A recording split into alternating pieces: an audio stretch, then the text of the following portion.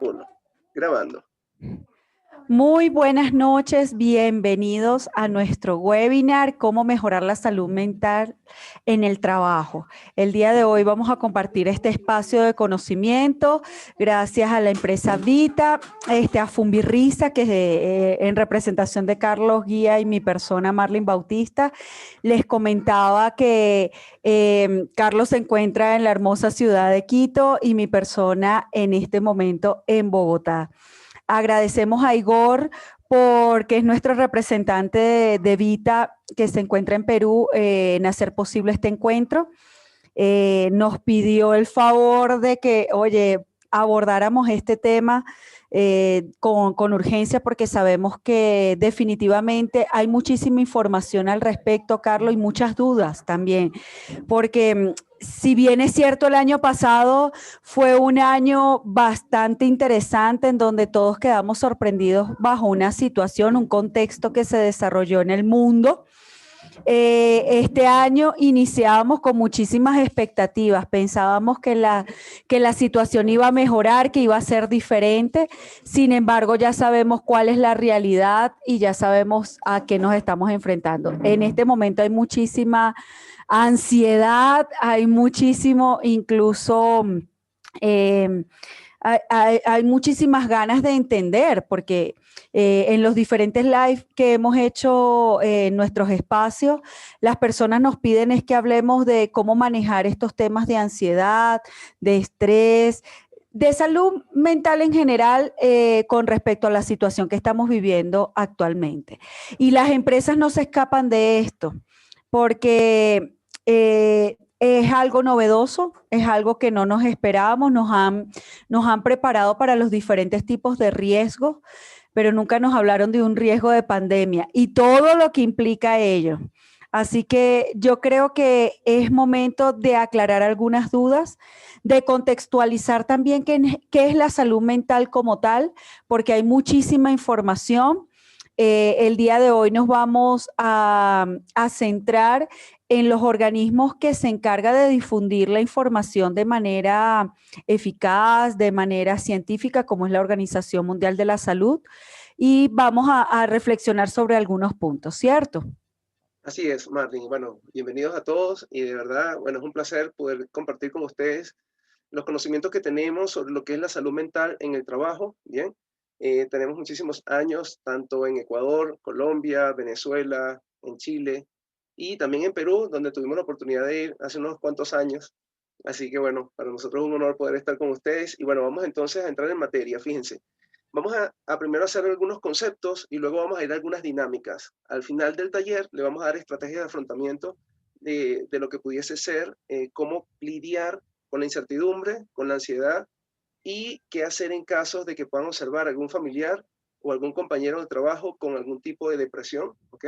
Entonces, si es depresión realmente, si es tristeza, qué es lo que están viendo.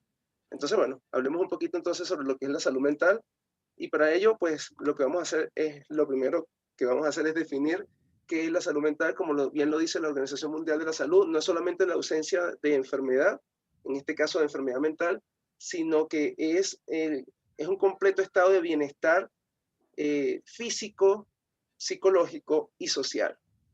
Eso suena un poco utópico porque en realidad si tú te pones a ver, si tú tienes una carie, entonces ya tú no tienes un total estado de satisfacción físico, psicológico y social. Entonces, vamos a ir viendo aquí y vamos a hacer algunas críticas sobre lo que sabemos hasta ahora y qué está pasando en muchas empresas, ¿ok? No solamente en el Perú, sino en varios países. Aquí observan que la salud mental es tan importante como la misma salud física y sin embargo le damos diferente importancia. Entonces, ¿qué quiere decir esto? Ante un dolor en una rodilla, tú sabes muy bien que tú vas a buscar un médico y si es posible, traumatólogo. Bien, si a ti te da un dolor en el pecho, tú vas a buscar un médico y de ser posible, cardiólogo. Pero la pregunta es, ¿qué pasa cuando sentimos tristeza, cuando nos sentimos mal, ¿ok? Cuando no queremos comer o comemos mucho, ¿bien? Cuando no queremos dormir o dormimos mucho. ¿A quién buscamos? Bueno, aquí entra algo interesante porque en realidad terminamos buscando al vecino, al cuñado, al sacerdote, al pastor, y no buscan al profesional en esa área, En el caso de la rodilla era el traumatólogo, en el corazón era el cardiólogo, pero en el caso de un sentirse mal, ¿quién es la persona indicada? Bueno, pues el psicólogo. Entonces, nosotros que hacemos difusión del ámbito de las neurociencias, siempre indicamos que es importante, oye, que busques la fuente originaria, donde debes buscar la información primero. En este caso, por ejemplo, la OMS, ¿ok? Y psicólogos que realmente tengan pruebas científicas, porque yo entiendo que muchas personas a veces no buscan quizás los psicólogos, porque cuando tú te presentas ante un psicólogo no sabes con qué te va a salir. ¿Por qué? Porque cuando tú vas a un cardiólogo, él sabe lo que va a hacer. Tú no le preguntas a ese cardiólogo, mira, ¿con qué vas a intervenir? ¿Desde la teoría del psicoanálisis o me vas a intervenir desde el conductismo o desde el cognoscitivismo? Es que hay varias corrientes allí, porque somos muy complejos y contradictorios a nivel mental. De hecho, cuando hablamos de mente, con un psicólogo te dirá, no, pero es que nosotros no estudiamos la mente, estudiamos la conducta. Y eso es lo que estudia realmente un psicólogo. Sin embargo, en la psicología popular de lo que se habla es de mente y no de conductas. ¿Por qué? Porque también es complejo. A ver, yo quiero hacerles una pregunta y quiero que por favor contesten al chat. A ver, la pregunta es la siguiente. En un vehículo, ¿en dónde está la velocidad físicamente de un vehículo? ¿Dónde creen ustedes que esté la velocidad físicamente de un vehículo? ¿Ok? A ver, piensen allí, por favor. ¿En dónde creen que está la velocidad físicamente de un vehículo? ¿En qué parte del vehículo estaría la velocidad? A ver, Ok, pueden contestar al chat. al chat o también a micrófono abierto, como gusten. ¿Ok? ¿Dónde creen que esté? Mira, aquí me dice Diana, en la tracción de las llantas. Bien, pero ¿qué pasa, Diana, si el vehículo está detenido? ¿Hay velocidad? No, pero están las llantas, pero no hay velocidad, está detenido.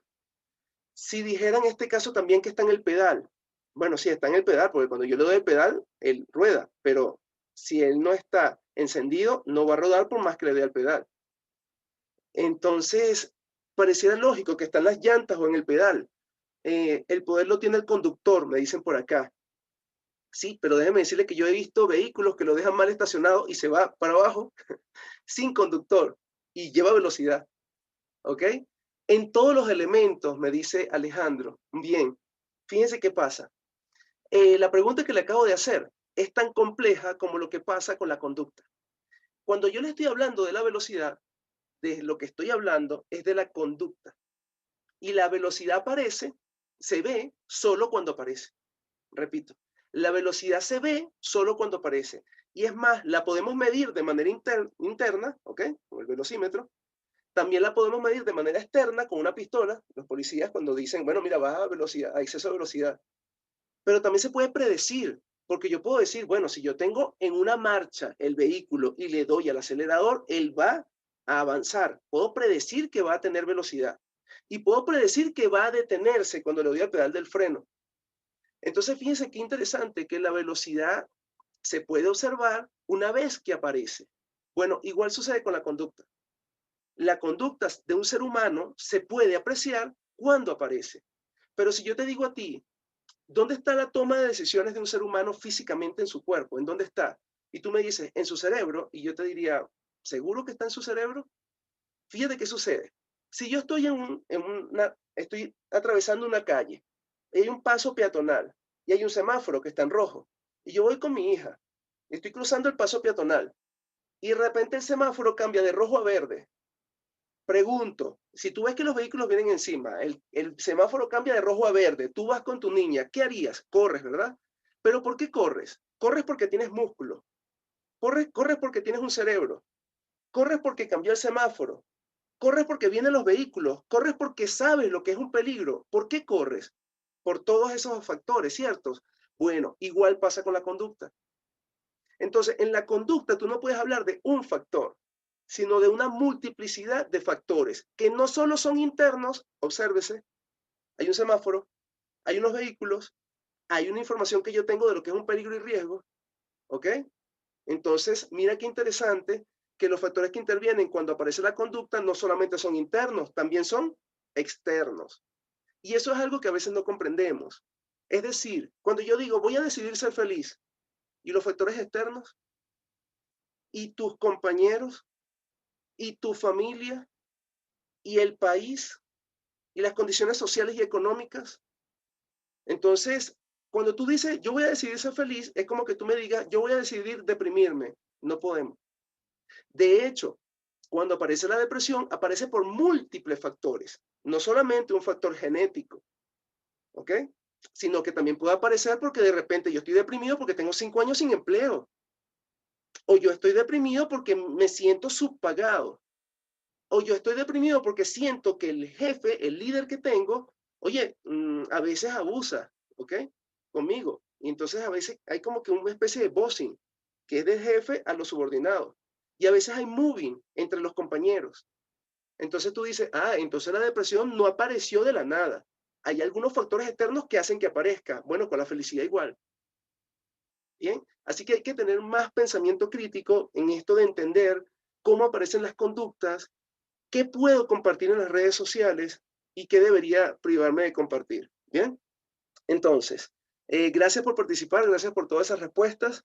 Y fíjense lo que vamos a hacer aquí. Aquí dice que la salud mental es algo más que la ausencia de trastornos mentales. Hay una clasificación de trastornos mentales grandísima, desde los que podemos pasearnos por los trastornos alimenticios.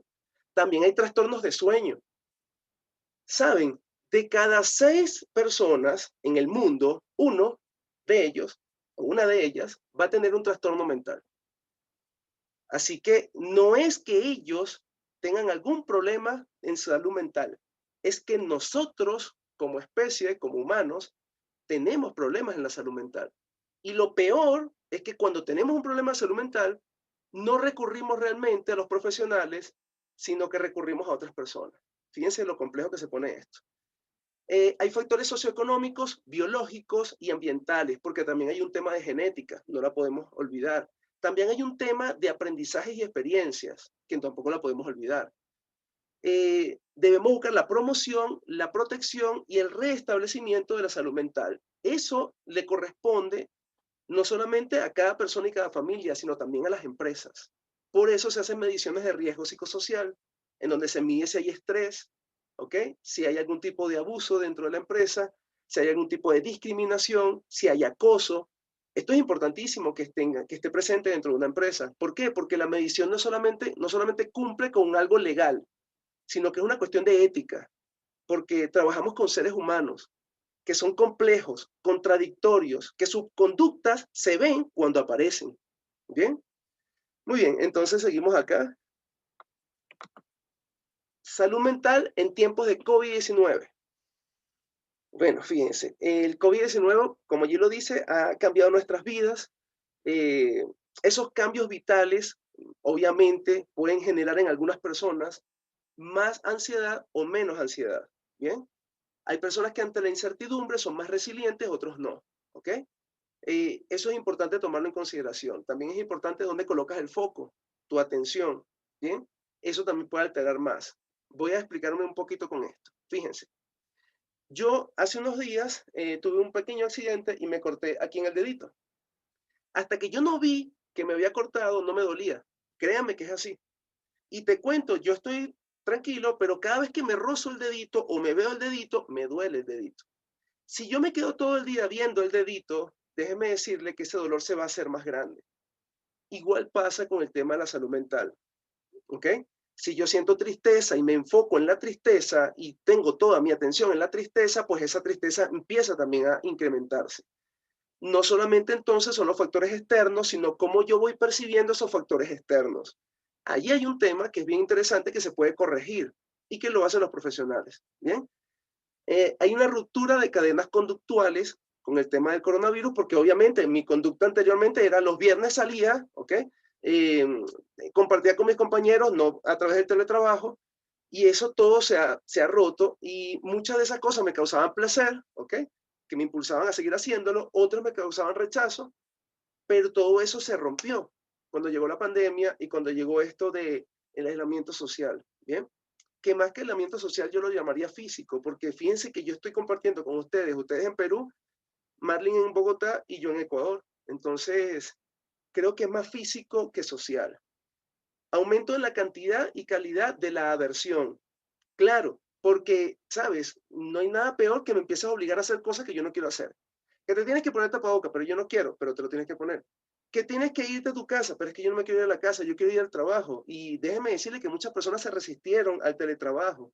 Bien, otras personas hasta renunciaron. Muchos docentes renunciaron porque no sabían manejar el computador. Entonces, esto trae mucha adversión. Pérdida de reforzadores simbólicos. Esto es importantísimo. Recuerda que nosotros vivimos en base a los refuerzos y en base a la privación de esos refuerzos. Entonces, un refuerzo puede ser cada vez que yo iba a la oficina y me tomaba un café con mis compañeros. Cuando yo pierdo ese tipo de refuerzo, me privan de ese tipo de refuerzo, pues eso causa dolor. Y cuando causa dolor, hay una zona del cerebro, que voy a sacar por acá, una maqueta, hay una zona del cerebro que se llama la ínsula, que se activa cuando nos damos un golpe en el dedito chiquito, cuando estamos caminando y nos damos con la mesa, y se activa también cuando me causa dolor emocional, dolor social. Así que es bien interesante cómo a través de una resonancia magnética se puede observar cómo la ínsula se activa ante el dolor físico y el dolor social o emocional. Bien, imagínense qué está sucediendo con muchos niños y adolescentes, que hoy por hoy estamos viendo estadísticas de depresión que va aumentando en niños y adolescentes. ¿Por qué?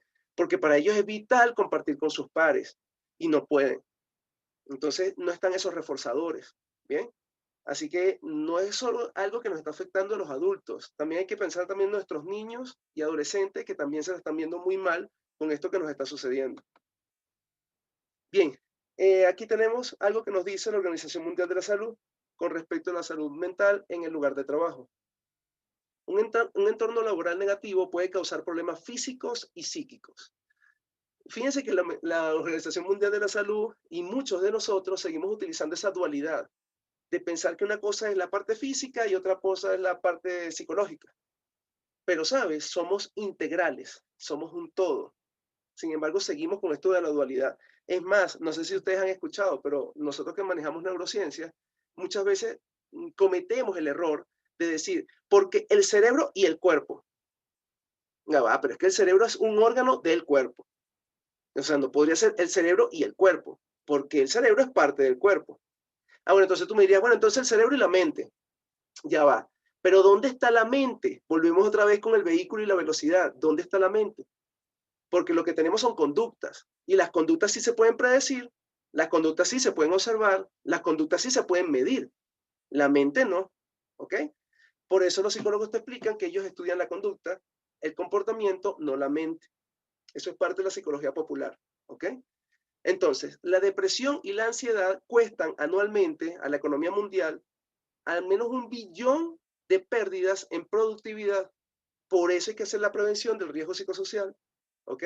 Que es diferente a cultura y es diferente a clima, ese tipo de mediciones. Bien, el acoso y la intimidación en el trabajo son problemas frecuentes que pueden tener considerables efectos negativos en la salud mental. De hecho, cuando se plantea legalmente que debe hacerse la medición del riesgo psicosocial, se hace con la finalidad de detectar esto. Pero muchas personas han entendido que la medición del riesgo psicosocial es solamente medir estrés. Ya va. Estás midiendo un síntoma, no la enfermedad. El estrés puede deberse a la discriminación y al acoso. Es que por eso se mide el estrés. Pero es que el estrés no aparece por sí solo. El estrés aparece como consecuencia de algo que está sucediendo. Entonces, sí, es importante que tú sepas cuán estresado está tu colaborador, tu trabajador, pero importante también es que sepas de dónde aparece ese estrés. ¿Hay algún tipo de problema en el liderazgo y en el estilo de liderazgo? ¿Hay algún tipo de problema de acoso entre los compañeros o del jefe? ¿Hay algún tipo de discriminación en la empresa? Es que eso es lo que hay que evaluar con la evaluación del riesgo psicosocial. Para eso se hace prevención a nivel de salud mental. Las organizaciones pueden aplicar muchas mediciones eficaces para promover la salud mental en el lugar de trabajo y aumentar con ello la productividad. Fíjense que no está divorciada el tema de la salud mental con la productividad. Obviamente, va a haber una menor productividad si tenemos problemas de salud mental o salud física dentro de la empresa. Bien, así que sí es importante que empecemos a considerar el tema de la prevención dentro de las empresas más que un condicionante jurídico o legal, más como un tema ético y moral de las empresas que trabajan con personas. Bien, ok. Clasificación de los trastornos. Aquí está, mira, 1 de cada 6 personas padecerá alguna enfermedad mental, como les dije anteriormente, algún tipo de trastorno. Y mira todos los trastornos que hay.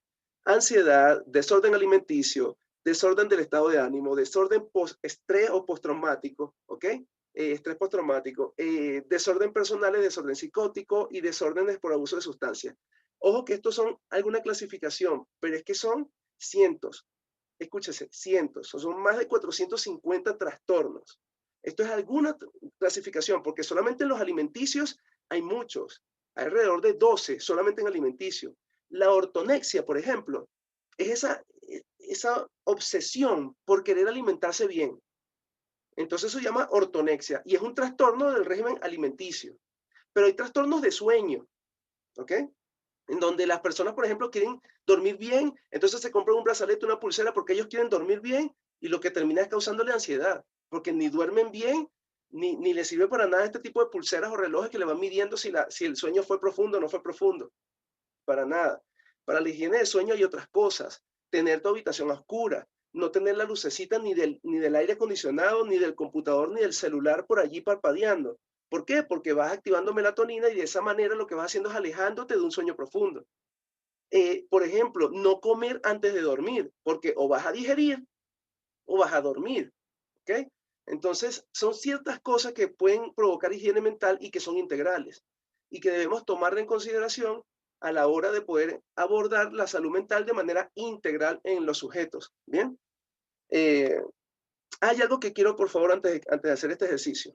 Clasificación de los trastornos dice ansiedad. Yo quiero que sepan que la ansiedad como tal es una emoción. Entonces, una cosa es la emoción y otra cosa es el trastorno de ansiedad. Fíjense, tenemos antes de la pandemia 300 millones de personas diagnosticadas con depresión y 270 millones de personas diagnosticadas con trastorno de ansiedad, no con ansiedad, trastorno de ansiedad. ¿Por qué? Porque la ansiedad, de hecho, aparece cuando yo tengo una evaluación. Entonces a mí me da ansiedad. ¿Y qué hace la ansiedad? Me pongo a estudiar. Porque la ansiedad me hace que me movilice. Entonces una cosa es que aparezca la emoción ansiedad y otra cosa es el trastorno ansiedad. Es muy diferente. Muy bien. Aquí en este momento quiero que hagamos un ejercicio, así que por favor nuevamente al chat o al micrófono. Bien, ¿qué es lo que vamos a hacer? Quiero que en este momento te voy a dar unos 5 segundos para que busques todos los objetos y los cuentas, mentalmente los vas a contar, todos los objetos que sean circulares en tu entorno. En este momento empieza, cuenta todos los objetos que veas circulares en tu entorno. Ve contando mentalmente. Todos los objetos que veas circulares. Tiempo. Ahora vas a buscar objetos que sean cuadrados. Cuéntalos en tu entorno. Objetos que sean cuadrados. Busca objetos que sean cuadrados en tu entorno. Muy bien. Objetos que sean cuadrados. Muy bien. Tiempo. Y ahora, no importa si lo contaste, ¿ok? Vuélvelos a contar. Y no importa si consigues más, vuelves a contar más. Pero busca nuevamente objetos circulares. Nuevamente, vamos, objetos circulares. Cuenta objetos circulares,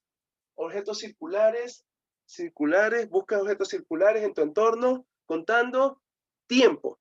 Y ahora viene la pregunta, por favor, al chat o al micrófono abierto. ¿Dónde conseguiste más objetos circulares? ¿Al primer intento o al segundo? En mi caso fue en el segundo, no sé si comparten conmigo. A ver, vamos a ver qué consiguieron ellos, si el primer intento o el segundo. A ver, mira, por aquí está Alejandro al segundo, Catherine al segundo, Susana en el segundo intento, Diana en el segundo. Bueno, interesante, ¿ok? Que todas las personas que estamos acá conseguimos en el segundo intento más objetos circulares. ¿A qué se debe eso? Se debe a que la percepción se perfecciona. Repito, la percepción se perfecciona. Si yo tengo la idea de que Marlene la tiene agarrada conmigo, eso es personal. Marlene lo que haga o lo que deje de hacer es conmigo. Repito, lo que haga o lo que deje de hacer. ¿Por qué? Porque ese es donde tengo fijada la atención. Y esto sí es muy importante que lo tomes en consideración. Repito, si yo fijo mi atención en mi cortada, me va a doler.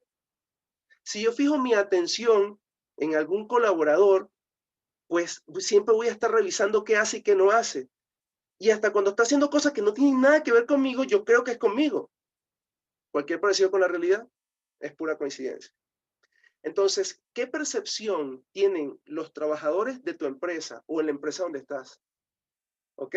¿Qué percepción tienen los colaboradores, trabajadores de ti, de tu liderazgo, de ti como persona, de ti como compañero?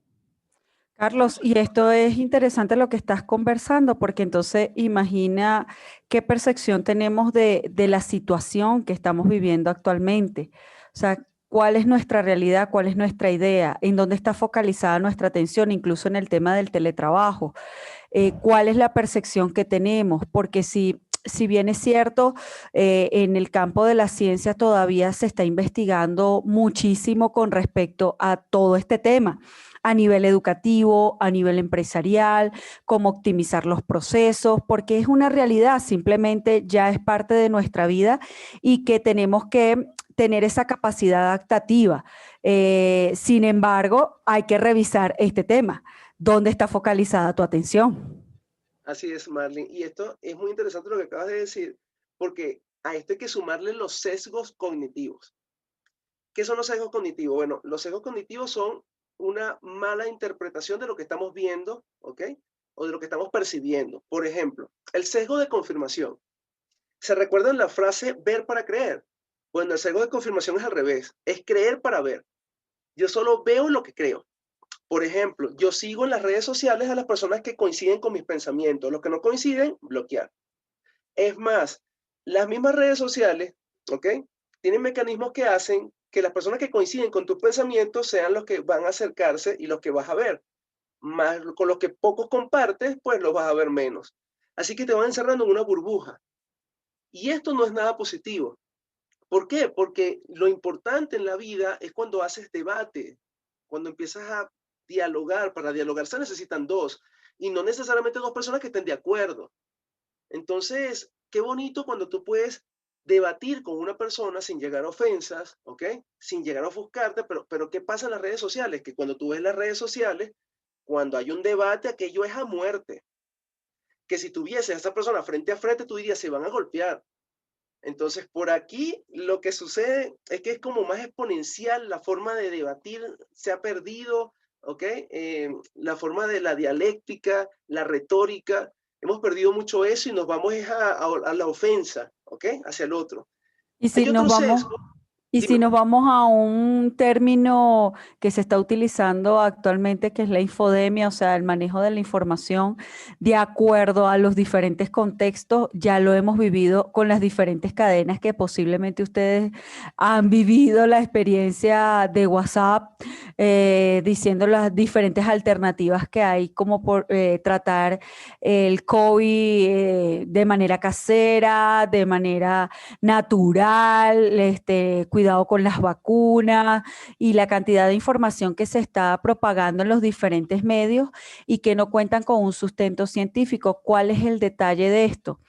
Que nuestra población vulnerable, o sea, la población que tiene menos acceso a educación, a información, a ese pensamiento crítico del que habla Carlos, obviamente van a ser las primeras en consumir esta información y son los que propagan. Nosotros cuando abordamos el tema de liderazgos, nosotros no solo nos enfocamos al tema de los líderes de gestión, o sea, los líderes que son de cargo, los líderes que les tocó ser líderes, sino que vamos más allá porque hay influencers dentro de las diferentes empresas que son la fuente de propagación de información. Entonces, si yo tengo a ese personal, acuérdense de lo que les hablaba Carlos, de la conducta, el comportamiento, el motor que nos mueve, si esa persona no maneja una información con evidencia o una información real, obviamente ya sabemos el contexto que se va a crear dentro de la compañía y ya vemos las consecuencias de este comportamiento en el desenlace de la productividad, del tema de riesgo psicosocial, el tema de salud mental a nivel general. Así es, Marlene. Y fíjate que el tema de los sesgos no ve mucho, de hecho, el tema de educación o de nivel de clase, porque les cuento, tenemos personas con mucho dinero y personas con mucho conocimiento que también viven sesgados. Los mismos científicos se pueden sesgar, se pueden enamorar de su investigación y pueden hasta alterar sus números. Por eso en la ciencia es importante saber que si yo produzco un conocimiento científico en mi laboratorio, yo lo primero que tengo que hacer es buscar que eso se pueda replicar en otros laboratorios con otros investigadores. Y esa replicabilidad es lo que me va a decir, ese conocimiento es real, es fidedigno. De no replicarse, tendríamos un problema. Y déjeme decirle que mitos hay miles. Tanto así que si tuviésemos una persona que se compra estos mitos sin ni siquiera debatir si son ciertos o no, y se consigue una lámpara en la calle, y le aparece un mago y le dice, te quiero cumplir 3 deseos. Imagínense que se le ocurre decir, porque es quimiofóbico, y se le ocurre decir, yo quiero que no haya más productos con química. Desaparece el universo, porque el universo es química, mi cuerpo es química, el agua, el oxígeno, todo es química. Entonces, cuando tú dices, no, es que yo no quiero ese producto porque tiene mucho químico, ya va, la tabla periódica que vimos en el colegio nos demuestra que todo es química, ¿ok? Así que cuidado, porque cuando yo compro, por ejemplo, unos garbanzos o frijoles enlatados, lo compro porque tiene los conservantes, porque si no tuviera los conservantes no lo compraría. ¿Por qué? Porque sé que se va a dañar. ¿Me expliqué? Cuidado con ser quimiofóbico, ¿bien? Otro problema que vemos es que hay personas que cuando empezó la COVID vieron las cifras y se asustaron, porque nosotros con nuestra forma de procesar los números no es tan buena y por eso estudiar estadística es complejo. Entonces cuando veíamos esa cifra decíamos, nada, a mí me va a tocar, me muero si me da coronavirus, me muero. Y todavía te está diciendo la OMS, el 97% de las personas tendrán o síntomas muy leves o no tendrán síntomas. A mí me dio y yo no tuve síntomas, pero tengo un amigo que falleció. Y no falleció él solo, falleció la familia completa. Entonces, esto es interesante. Existe todavía una baja mortalidad con el virus. Sin embargo, tú escuchas a las personas que dicen, no, es que si me va, me muero. ¿Por qué? Porque esas son las cifras que ven en los diarios, en los noticieros y en las cadenas. Y nosotros, repito, con lo de la estadística no se nos da muy bien. Así que estas son cosas que van a ser importantísimas para poder tener una salud mental, poder tener ese pensamiento crítico, no hacer caso de esas cadenas, por el contrario, evitar compartirlas, porque puedes causar sufrimiento, ansiedad y angustia en otras personas. Mi mamá me llama muchas veces angustiada, hijo, ¿qué está pasando? Que las vacunas dicen que las personas se las colocan y se mueren enseguida. Mamá, eso no está pasando.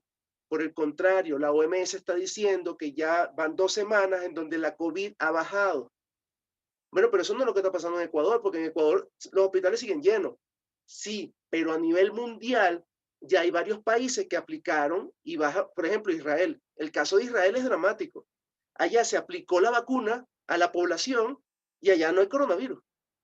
O sea, bajó muchísimo las personas que están con coronavirus, o sea, con COVID, dentro de las UCI. No hay. Entonces, eso es lo que se pretende. Y qué dramático que existan personas que no quieran vacunar a sus hijos, porque ustedes saben muy bien que si el 60% de la población está vacunada y un 40% no se vacuna, este 60% protege a los que no se vacunan. Pero si es inverso, es decir, si hay 60% que no se vacuna y hay 40% que se vacunan, ¿saben qué? Hasta los que se vacunan están a riesgo. Así que necesitamos que las personas empiecen a confiar más en lo que tiene prueba científica, en lo que tiene evidencia, que en una cadena de WhatsApp, por Dios. Eso también influye en la salud mental. ¿Bien? Aquí para recordarles un poquito a las personas que se están conectando ahorita y que están ingresando, igual la charla va a quedar grabada, pero es importante que mencionemos de que estamos dando como un breve repaso, o sea, conversando un poco sobre lo que es salud mental y todo lo que ello implica. Es decir, estamos dando el fundamento técnico, teórico, para luego abordar cómo sería, nosotros no creemos en soluciones mágicas, ojo, cuidado con eso, tampoco en esas soluciones genéricas que les voy a decir esto sirve para todos, sino simplemente nosotros lo que hacemos es dar algunos tips que podríamos tomar en consideración, porque tampoco creo en eso, en la generalización. Todos somos diferentes, todos vivimos de manera diferente, contextos diferentes, incluso culturas diferentes. Entonces, nosotros no damos recomendaciones, sino simplemente nos focalizamos a investigar temas de comportamiento y nos acercamos muchísimo a cómo poder abordar los diferentes patrones en cada uno de ellos. Así es, fíjense algo que acaba de decir Marlene que es sumamente interesante, y es que definitivamente cuando damos estas sugerencias universales, podemos cometer gravísimos errores. Por ejemplo, ¿se han dado cuenta que el tema de, de esto de hacer yoga, ¿ok? O de hacer mindfulness o meditación, está ahorita por todas las redes? Usted siente ansiedad, usted siente estrés, usted siente depresión, haga mindfulness, haga. Bueno, déjeme decirle que tenemos personas en psicólogos porque les da ansiedad hacer mindfulness o meditación. No soportan el silencio. Recuerda lo que acaba de decir Marlene, somos personas únicas e inigualables. Si yo digo que el mindfulness es un martillo y que todos los problemas son clavos, entonces el mindfulness va a acabar con todo. No sucede así. Que el yoga es fenomenal porque, ya va, espérate, yo he visto personas que se han lesionado con yoga porque empiezan a hacer yoga con los videos de YouTube sin ni siquiera haber tenido un poquito de fuerza y sin ni siquiera saber si tienen masa muscular. Entonces, yo creo que es importante, señores, tener mucho cuidado con esto, porque estamos consumiendo mucha información sin ni siquiera sentarnos, nos detenemos un momento y decir, oye, pero esa información es cierta. ¿Qué tan cierta es? ¿Qué tanto de verdad me puede beneficiar? Así que mucho cuidado con esto. Fíjense, hablemos del estrés. El estrés es un proceso adaptativo que pone en marcha una serie de mecanismos de emergencia necesarios para la supervivencia. En este momento me gustaría hacer con ustedes una actividad. Y aunque sé que la mayoría tienen las cámaras apagadas, me gustaría que por favor lo hagan en sus casas. Y si tienen a sus familiares cerca, también háganlo con ellos. Vamos a hacer esta dinámica. Fíjense, si yo les digo que se tomen la cabeza, ustedes se toman la cabeza de esta manera. Y si yo le digo que se tomen los hombros, usted se toma los hombros de esta manera. No hay problema, ¿cierto? Entonces decimos cabeza, hombros, hombros, cabeza, cabeza, hombros, hombros, cabeza. Excelente, fácil, ¿verdad? Sencillo. Muy bien, ¿qué va a pasar? Vamos a hacer un poquito más complejo esta actividad. Cuando aparezca la pelota, tú tienes que hacer lo contrario a lo que yo diga. Es decir, si aparece la pelota y yo digo cabeza, te vas a tocar los hombros. Y si aparece la pelota y yo digo hombros, te vas a tocar la cabeza. Pero si no aparece la pelota, te vas a tocar hombros cuando diga hombro y cabeza cuando diga cabeza. Simple, ¿bien? Ok, no se guíen por mí. Les recomiendo que no se guíen por mí. Muy bien. Entonces decimos cabeza. Muy bien, se toma la cabeza. Hombros. Muy bien, hombros. Hombros. Hombros. Cabeza. Hombros. Hombros. Cabeza. Cabeza. Hombros. Cabeza. Hombros. Hombros. Cabeza. Cabeza. Hombros. Hombros. Cabeza. Cabeza. Hombros. Muy bien. Fíjense, ¿qué acaba de suceder? Como pueden ver, Marlene hay un momento que se descontrola y ya no sabía qué tocarse y estaba como rígida. No, ya estaba sudando. Entonces, en ese momento lo que podemos observar es que en Marlene aparece el estrés. A ver, tenemos un mensaje por acá, vamos a ver qué nos dicen. Buenísimo, me dicen por acá.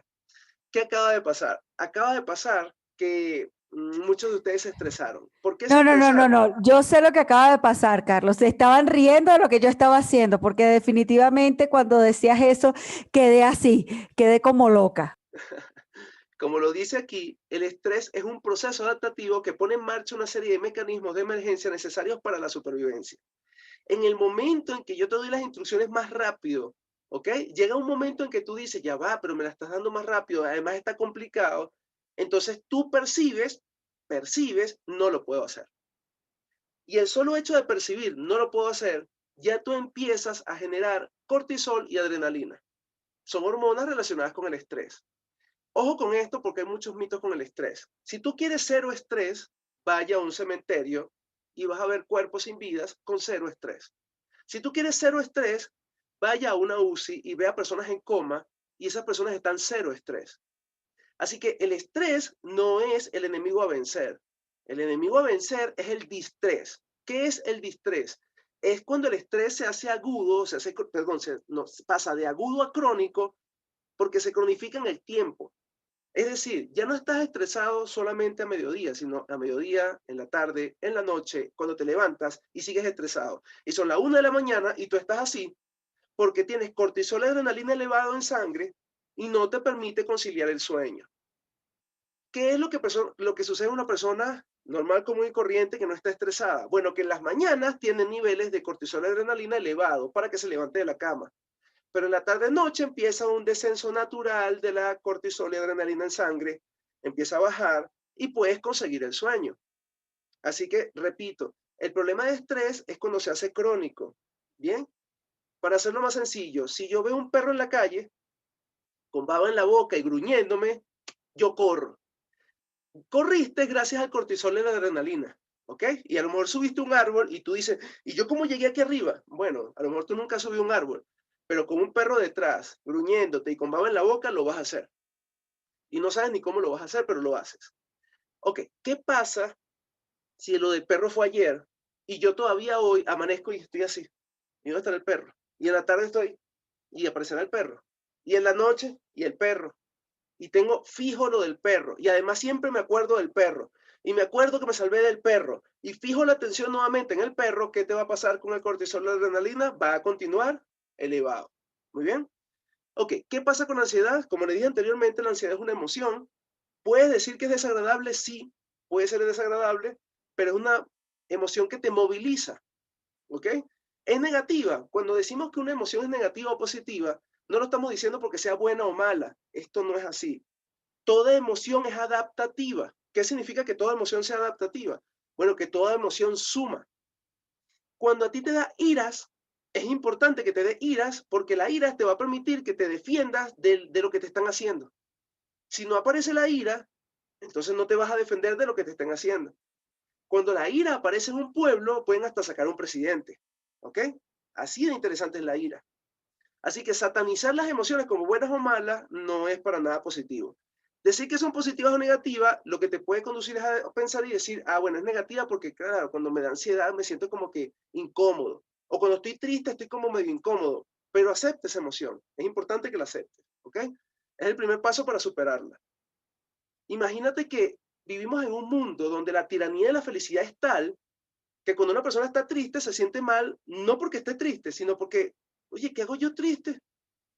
No, no, no, es que la tristeza es una emoción que es válida, ¿ok? O sea, por Dios, si acabas de perder un amigo o un familiar y tú te sientes triste, pues bienvenido que te sientas triste, está bien. Entonces, sería solamente un psicópata que en medio de un problema pueda decir, no, yo estoy feliz todavía. Esa tiranía de la felicidad no es para nada positiva, de hecho nos lleva a niveles de ansiedad. Y la depresión, aquí lo menciona como un trastorno la Organización Mundial de la Salud, también es considerada una enfermedad por el DSM-5 de la psicología, que puede llegar a hacerse crónica, recurrente y dificulta sensiblemente el desempeño del trabajo o la escuela y la capacidad para afrontar la vida diaria. Esto es importante que hagamos una mención aquí. Una persona deprimida es la última que se entera que está deprimida. Es más, cree que está triste. Pero ¿cuándo sabes que está deprimida? Bueno, porque lleva semanas que está comiendo más o menos, que está durmiendo más o menos, que no quiere salir, que no quiere compartir, que no quiere hacer nada. No un día, no 2 días. Y ojo, oye, pero es que tiene una semana así desde que se enteró que se murió su mamá. Está bien, o sea, se enteró su mamá, está en luto. Pero es que tiene una semana así. Pero aguanta, que hay personas que salen más rápido, otras personas que salen más lenta. Es que tú tienes que leer y entender la historia personal de cada quien. Si vivía solo con la mamá, obviamente hay un problema allí, seguramente va a tener que ir entonces a un especialista. ¿Ok? Entonces, no es cuestión solamente de decir, ah, bueno, hay este factor, ya, depresión. No es así. Hay que leer la historia, la experiencia, el aprendizaje de esa persona. ¿Ok? Muy bien. Seguimos acá. Sí, Carlos, iba a complementar un poquito lo que estabas comentando, porque definitivamente todos hemos experimentado momentos de tristeza, pérdida, incluso la misma ansiedad, y ese hilo tan delgado que mencionaba sobre lo que es la tristeza y la depresión, porque personas piensan que estar triste es ya inmediatamente estoy en depresión. Y sabemos que la depresión es catalogada por la Organización Mundial de la Salud como una enfermedad relacionada a la salud mental, y hay unos patrones bastante interesantes con respecto a su identificación. Entonces, esa capacidad que nos hace adaptarnos a las diferentes circunstancias, esa capacidad adaptativa de la que hablábamos hace unos instantes, es lo que vamos a desarrollar en este momento. Porque si bien es cierto, nuestro cerebro nos ha dotado de algunos mecanismos que nos van a facilitar conllevar las diferentes situaciones, porque definitivamente, como les dije, estamos en momentos de cambio, de transformación.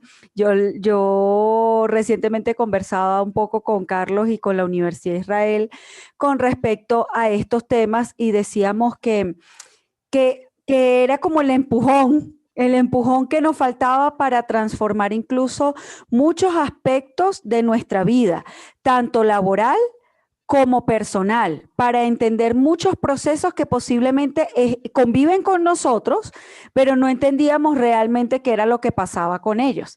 Así que en este momento vamos a hacer una actividad en donde voy a demostrar cómo nuestro cerebro está dotado de esas habilidades que nos pueden permitir adaptarnos a las diferentes circunstancias. Y para ello, a mí no me gusta hablar mucho, Carlos. Yo soy más de hacer. Tú sabes cómo soy yo, que me encanta que la gente haga y que viva la experiencia, porque de eso se trata. A ver, aquí necesito, Carlos, que actives tu micrófono, porque tú vas a ser el público, o sea, ustedes van a ser Carlos y yo soy la líder en este momento. Así que vamos a contar del 1 al 3 de manera simultánea. Sería así: 1, 2, 3, 1, 2, 3, 1, 2. 3. Facilito. Ok, yo confío en ustedes. Sé que tienen las cámaras apagadas por sus diferentes situaciones y eso lo respeto, pero quiero que vivan la experiencia porque sé que la van a disfrutar muchísimo. Así que ustedes son Carlos. Ustedes van a hacer todo lo que haga Carlos, ¿ok? A ver, 1, 2, 3, 1, 2, 3, 1. 2, 3. 1. Perfecto, ya lo tiene. Ahora vamos a hacerlo más divertido, Carlos, porque esto está como muy aburrido, ya me estoy durmiendo. Así que cuando digan 1, solo los que digan 1 se van a tocar la nariz, así como yo. Solo se tocan la nariz. Solo los que digan 1, cuando les toque decir 1. ¿Quedó claro? Yo espero que sí. A ver, preparados y decimos 1, 2, 3, 1, 2, 3, 1, 2, 3, 1, 2. 3. Carlos se está riendo porque yo sé que él se está imaginando lo que está pasando detrás de las cámaras de ustedes. Más de uno, a lo mejor está dos, o con la mano aquí así como yo la tenía hace rato, así pendiente, o sea, alerta, por si acaso me toco la nariz. Ok, vamos a hacerlo ahora más divertido. Cuando digas 2, solo los que digan 2 se van a tocar la oreja, así cruzado. 1, la nariz; 2, la oreja. ¿Preparados? Y decimos 1, 2, 3, 1, 2, 3, 1, 2, 3, 1, 2. 3. Ya me imagino más de uno y que con la cara así, o como estaba yo con el cabeza a hombro. Ok, Mira, vamos a hacerlo. Catherine por ahí dice, no. Catherine, lo vamos a hacer más divertido aún. Ahora, los que dicen 3, nos vamos a cruzar los brazos, nos vamos a dar un abrazo, ¿ok? 1, la nariz; 2, la oreja; 3, abrazo. ¿Preparados? Y decimos 1, 2, 3, 1, 2, 3, 1, 2, 3, 1, 2. Tres. Muy bien, espero que lo hayan disfrutado y que lo hayan compartido con su familia. Esta estrategia me sirve muchísimo para explicar lo que son las funciones ejecutivas y adicional a eso, pasarla bien, reírnos y disfrutar este momento. Bueno, señores, funciones ejecutivas. La función ejecutiva es un término que se le coloca a una zona de nuestro cerebro, y eso no se lo colocó ni Carlos ni mi persona, sino esto viene a través de diferentes investigaciones que se han realizado en las zonas de nuestro cerebro. Específicamente me refiero allí, como ustedes están viendo ese cerebro, a los lóbulos frontales. Esta zona se le denomina funciones ejecutivas, unas funciones que son habilidades que nos van a permitir adaptarnos a las diferentes circunstancias. Cuando usted habla de planificación, toma de decisiones, metas, objetivos, proyecciones, usted se refiere a las funciones ejecutivas. Yo siempre explico 3, que son como decir de las que se desprenden las demás.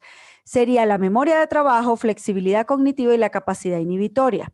Estas 3 habilidades que posee nuestro cerebro nos permite, como bien les estoy diciendo, convivir, sobrellevar las diferentes circunstancias que se nos pueden estar presentando en nuestra vida.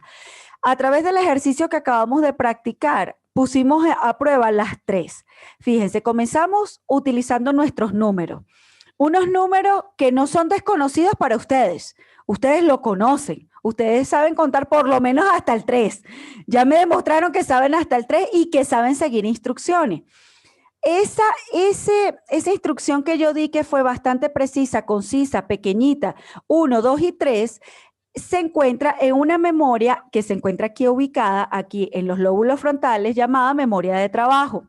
La memoria de trabajo es una memoria muy chiquitita, muy pequeñita, cortita, que nos permite manejar la información de manera precisa y concisa.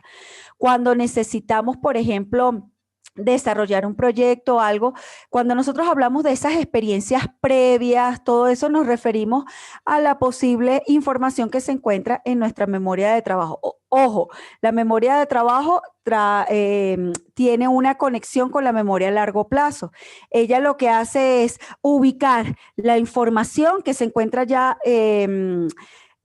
almacenadas en bloques. Imagínense que está almacenadas por segmento, ella la ubica rápidamente, la trae consigo y ahí es donde decimos, esas son tus experiencias previas. Y de acuerdo a tus experiencias previas, cuando hablamos del estrés, por ejemplo, cuando Carlos les habló del estrés, usted buscó en su memoria a largo plazo una situación, un concepto, una información previa y la trajo aquí. Entonces, Carlos, con base a esa información comenzó a construir nuevos conocimientos, ¿ok? Podríamos, la memoria de trabajo es bastante interesante, podríamos hablar de ella, incluso hay un seminario que nosotros desarrollamos que es cómo fortalecer esa memoria de trabajo y cómo liberarla de esa carga cognitiva para lograr optimizar los procesos de aprendizaje.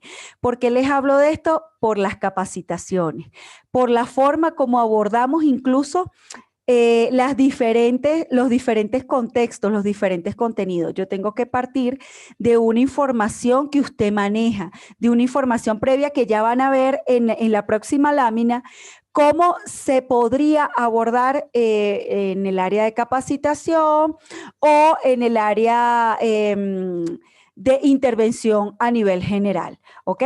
La flexibilidad cognitiva, cuando hablamos de esos procesos de cambio, de transformación, Carlos, que ahorita esas son las palabras que más se utilizan: cambio, transformación, innovación. Ajá, pero ¿a qué nos referimos realmente? Es una habilidad que hay en nuestro cerebro llamada flexibilidad cognitiva y ella está íntimamente relacionada con algo llamado científicamente neuroplasticidad. Es la capacidad que tenemos de aprender cosas nuevas, de adaptarnos a las diferentes situaciones, a las diferentes circunstancias. Entonces, gracias a esa neuroplasticidad, nosotros hemos logrado conllevar esta pandemia, porque definitivamente ha sido un desafío para todos y cada uno de nosotros. La capacidad inhibitoria, cuando usted habla de esa gestión emocional, esa forma como puede abordar las diferentes situaciones, nos referimos a esa capacidad que tiene usted en estas áreas del cerebro para no meterse en problemas, en no decir las cosas que no tiene que decir o hacer las cosas que no tiene que hacer. Obviamente esto se puede entrenar y esto se puede fortalecer. Aquí un ejemplo de ello fue cuando les decía el 1, que todavía no teníamos todas las señales, sino cuando hicimos la segunda parte, que solo era el 1 la nariz, más de uno le provocaba seguir ese instinto cuando Carlos hacía el 1 o cuando yo hacía el 1, inmediatamente nos provocaba tocarnos la nariz. Entonces, ¿qué hizo que usted no se tocara la nariz? La capacidad inhibitoria. Entonces, es una capacidad que es muy interesante a la hora de entrenarse. Incluso si ustedes me preguntaran en este momento, oye, esto está muy interesante, ¿a qué edad podríamos comenzar a entrenarla? Después de los 4 años. Cuando ustedes hablan de su programa o los programas relacionados a temas de adicciones, a temas de incluso de salud mental, realmente vamos hacia el tema de capacidad inhibitoria, fortalecer esa capacidad precisamente para evitar caer en problemas. ¿Listo? ¿Seguimos? Excelente. Muy bien, esta es parte de lo que es la metodología que utiliza Funberrisa y a través Y de es como nuestra una vida. recomendación, no una recomendación, no me gusta utilizar esa palabra. Realmente es como una referencia. Vean como una referencia en temas de abordaje, no solo en áreas de capacitación, Carlos, sino a nivel general. Fíjense, lo que hablábamos anteriormente, lo que es el conocer, esa memoria de trabajo, esa memoria a largo plazo, qué información tiene el personal o la persona como tal que va a adquirir un nuevo conocimiento. Luego, ¿qué hace con ese conocimiento? Ahora vamos a construir conocimientos nuevos. Aquí nosotros lo enfocamos al tema de salud mental porque entiendo de que es una necesidad y como les ofrecimos en este webinar, la idea era darles unos tips de cómo abordar el tema de salud mental en los diferentes espacios. Por eso están estos 3 momentos. Así es, y como pueden ver, entonces, eh, apliquemos esto en nuestras vidas, ¿ok? ¿Por qué? Porque fíjense, eh, un caso particular de Marlene y mi persona es que en algún momento nos dimos cuenta, porque estábamos caminando en un parque de Ecuador, que estábamos en obesidad. Y entonces dijimos, bueno, ya sabemos lo que puede causar la obesidad, que son enfermedades no transmisibles, como por ejemplo la diabetes, la hipertensión, el ictus cerebral, el infarto al miocardio. Y dijimos, bueno, ya conocemos eso, pero entonces ahora hay que hacer. ¿Ok? Y entonces empezamos a informarnos, a documentarnos de qué realmente es lo que deberíamos alimentarnos, qué deberíamos hacer, la actividad física, cómo empezar a hacerla sin dañarnos las rodillas, y luego empezamos a aplicarlo hasta el punto tal que ambos salimos de la obesidad. Eso no significa que toda persona salga de la obesidad de esa manera tan sencilla. No es para nada tan sencilla. De hecho, nosotros duramos unos 2 años para poder llegar al normopeso. O sea que tampoco es una cosa de soluciones mágicas. Bien. Y bueno, pues para nosotros ha sido un placer haber estado con ustedes y fíjense, aquí hay una frase interesante que Marlene coloca por acá y dice que la felicidad no significa lo mismo para todos. Ser feliz no es cuestión de decisión propia, hay que considerar los factores externos. Puede generar culpa o frustración decir a una persona con depresión, sé feliz es gratis. Es igual que decir a una persona con diabetes que la diabetes es gratis. O sea que la buscó y no funciona así. En realidad, yo creo que debemos empezar a entender y a aceptar que no somos islas, somos personas que compartimos con otras personas y con un ambiente, con una sociedad, con una cultura, con un aprendizaje, con experiencias. Entonces, dicho esto, creo que podemos entrar a un tema de preguntas. Si alguno de ustedes tiene alguna pregunta por allí, pues con mucho Sí, gusto podemos Carlos, y responder. para cerrar también quiero decirles que para eso estamos desde Vita a través de Alejandro, desde Perú, en donde nos ha brindado este espacio de compartir este conocimiento Estamos a las órdenes de cada uno de ustedes. Como les dije, no creo en las soluciones mágicas y mucho menos en los programas genéricos que todo sirve para todo, sino simplemente nosotros lo que hacemos es primero indagar un poco sobre la realidad de cada compañía, realidad también a nivel educativa, a escucharlos un poco a ustedes, cuáles son sus exigencias, cuáles son esos indicadores de gestión y obviamente darles desde nuestra experiencia las mejores soluciones o las formas como podrían abordarlo. Para nosotros de verdad ha sido un verdadero placer compartir este espacio.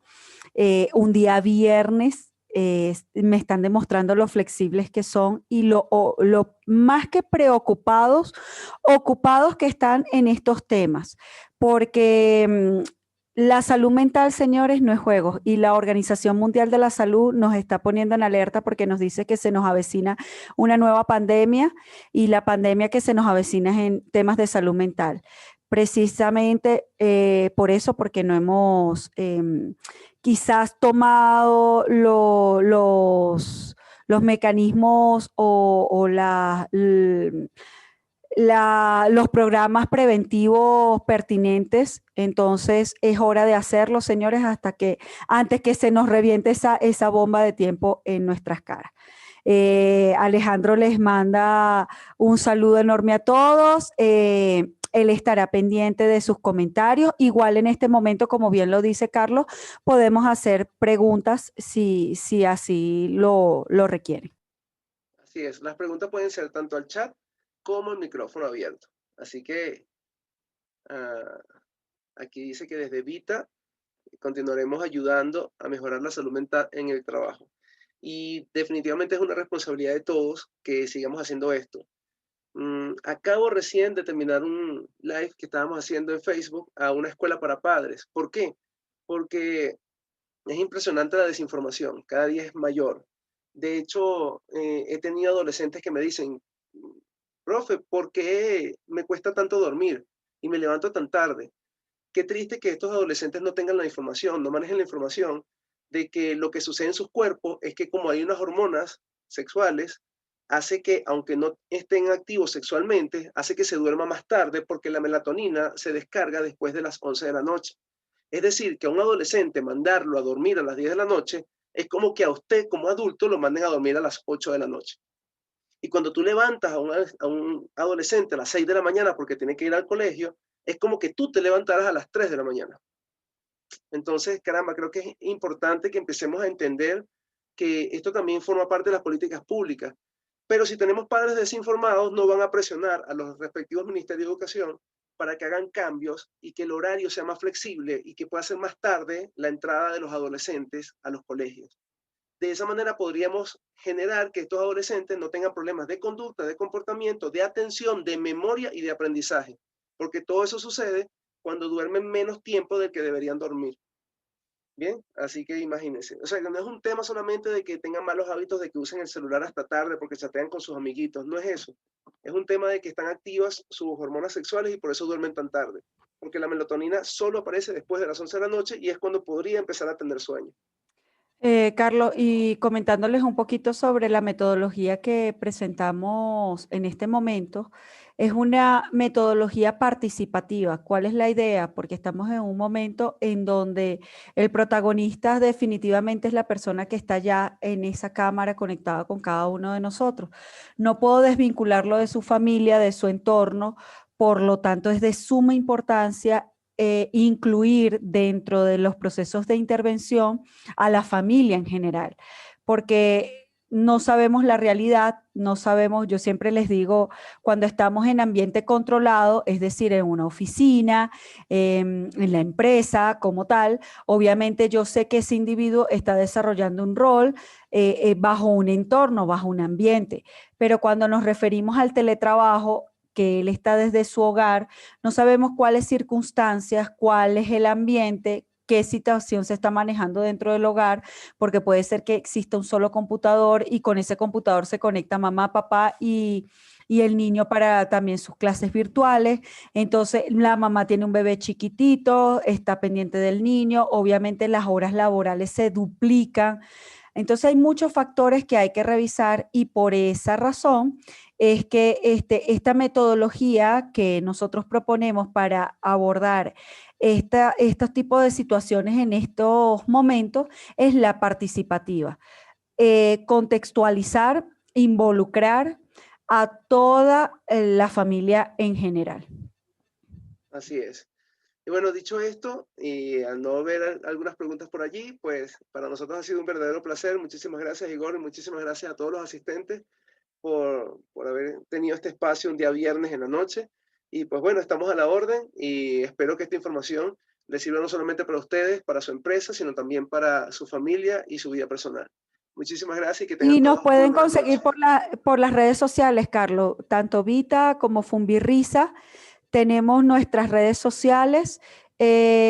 Fumbirrisa todos los días sábados hacemos live con diferentes especialistas. El día sábado vamos a estar hablando sobre funciones ejecutivas para la vida. Están todos cordialmente invitados. Ya les voy a escribir aquí en el chat cómo se escribe Fumbirrisa, así nos pueden conseguir en, en el Así está. Facebook. Ujú. Muy bien, ahí está. Así que bueno, allí como Fumbirrisa nos buscan, es una página dentro del Facebook y este sábado, todos los sábados siempre tenemos allí un invitado especial. Este sábado, como ya nos dijo Marlene, funciones ejecutivas para la vida y el próximo sábado vamos a hablar de supercerebro, que es algo bien interesante que tiene que ver también con el entrenamiento de las funciones ejecutivas desde edades tempranas, tanto niños, ¿ok? Luego adolescentes y ahora también adultos y adultos mayores.